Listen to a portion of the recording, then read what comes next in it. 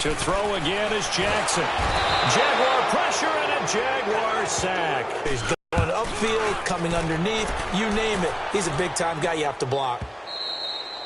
Join me in a walk to their locker room at the half, okay? Because I think what we would have seen is an offensive coordinator and his assistant coaches getting together. Yeah, but right now, whatever was said hasn't been working. Give him 10 yards there, and about by the nose of the football, he's going to have a first down. And that's one of his advantages of a passer, is now with his height, setting back there in the pocket, firing it over the middle, he can really see everything clearly. It is, and Back now in Baltimore.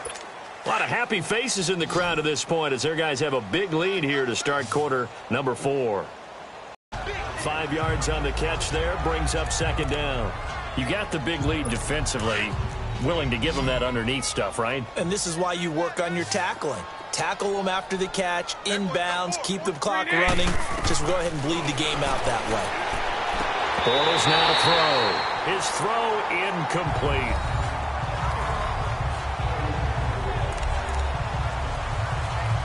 The Jaguars on third down. Not good. 0 for 4 thus far. This will be 3rd and 5.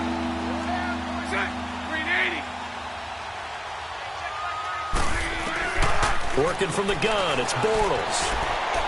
And that is incomplete. Here's Ryan Quigley now as he's on to punt for Jacksonville. He gets this one away, and boy, it's another boomer. And that'll hit at the 5.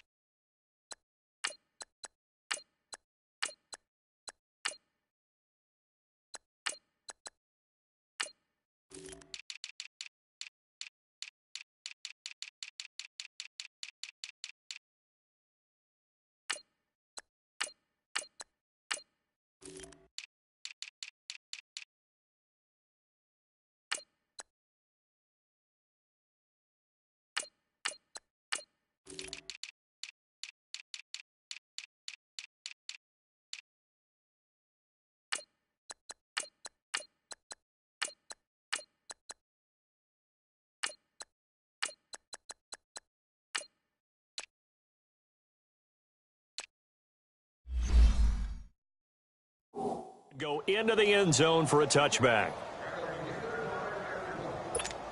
And now Baltimore gets set to take the field. And, Charles, we are in the midst of a very one-sided affair. I think this is where you and I have to fill a little bit. You want to regale us with old stories of your childhood in New Paltz, New York? I don't think anyone wants. It's a perfect time for us to start listing MVP candidates, right? The best teams we've seen so far this year, the best games that we've called thus far, how we anticipate the season unfolding. We can go in so many different directions because the game certainly not taking us there. Oh, I hear the remotes clicking off right now. Flush to his right.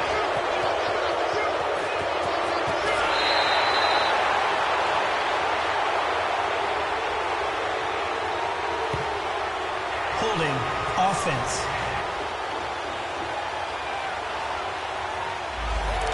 So apparently some grabbing of the jersey there on the O-line. Yeah, just within the interior, and that's where the penalty occurred. Now they face a 2nd and long following the holding penalty. They'll run it now out of the gun. And a short pickup there as he'll take this up to right around the 20. Tackle made by Tyus Bowser. Bottom line, they want to keep this clock rolling, so they'll take that one right there. They just want to keep falling forward, and they want to put the onus on the big fellas up front in order to bring this one home.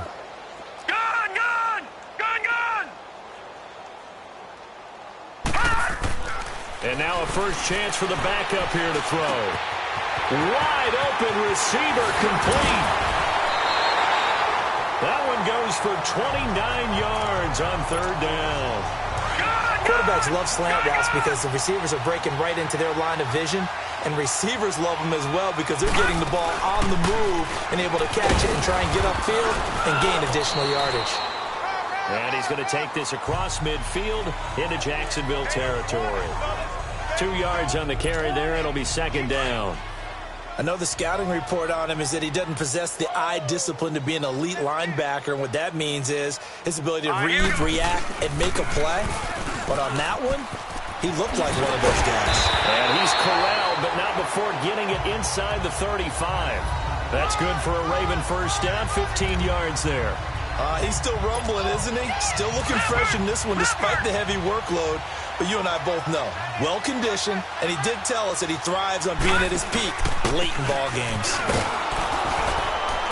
And a short gain down to about the 33.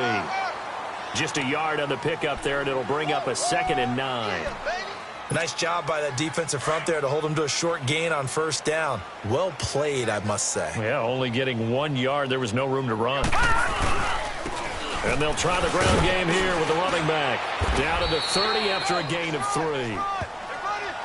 Partner, we know today's NFL is really built around the guy throwing the football. But these short runs, they still pay dividends because they can take their toll on a defense, and they can add up as the game goes along. You control the clock, you control the ball, and that way you often control the game. And he fires one, but incomplete. Well, not to get too overcritical there because he knows what he's doing, but his shoulders looked a little off kilter there when he threw that. I don't think you're being overly critical there. You're just analyzing it. And that'll carry over the back line of the end zone for a touchback. And out now comes Jacksonville as they get ready to go. These guys had to punt last time. It has not been a very fruitful game offensively thus far. They haven't even made a trip to the red zone. And I know that everyone's going crazy on that sideline because that drives you berserk to come off the field, not really move the ball well. Offense. As you said, not even get to the red zone, let alone, not even put points on the board. They've got to just take a deep breath, relax, try and figure out what is working, and call more of that. A false start backs him up 5, 1st and 15. Shotgun now for Bortles. Now the pressure comes and he goes down. Just inside the 10, back at the 9. So after the sack, a scenario you certainly don't work on too often. 2nd and 24.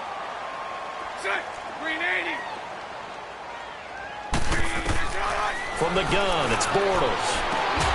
Left side complete, Safarian Jenkins. They'll wind up getting 10 back as that sets him up for 3rd down. And he's the epitome of what we call the move tight end, a guy that you can line up anywhere, in the slot, out wide, in tight, doesn't really matter because he has such great skills. You want to utilize him in all aspects of your passing offense. And there he was in the slot for the catch. Now the throw on 3rd down, knocked away and incomplete. And we just saw another example. These cornerbacks have played tight coverage all game long. You might start wanting to think about a few double, triple move routes to try and shake their guys free. You're right, they have had no room to breathe. And that'll be put in the books as a 53-yard punt. And the Ravens, they'll take over. And now Baltimore gets set to take the field. We've got a lopsided game here. I don't know, Charles, what does the handbook say that we discuss when we've got a game like this in the 4th quarter? Hold on a second. Let me thumb to the proper page on that. Know what it says? What? Let's discuss how we got here. This is a dominant performance, where they took control of this game, how they've managed to keep control of this game, and then we go ahead and think about how we're going to leave here and get to the airport. In a lopsided blowout, the roads are usually open. They don't need to run another play here before the 2-minute warning. Let's see if they do it anyway. Watch it now, Barney!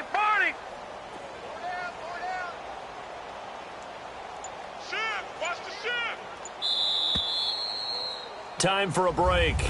This one, all over but the shouting. We'll finish it after this. So it's Raven football here as we welcome you back. And let's see what they've come up with offensively after having time to talk it over. They're going to look to throw. He's just going to dump this one off to his fullback out of the backfield. And he'll bring it up here to right at the 40-yard line. It's a 9-yard gain, and it keeps the drive moving.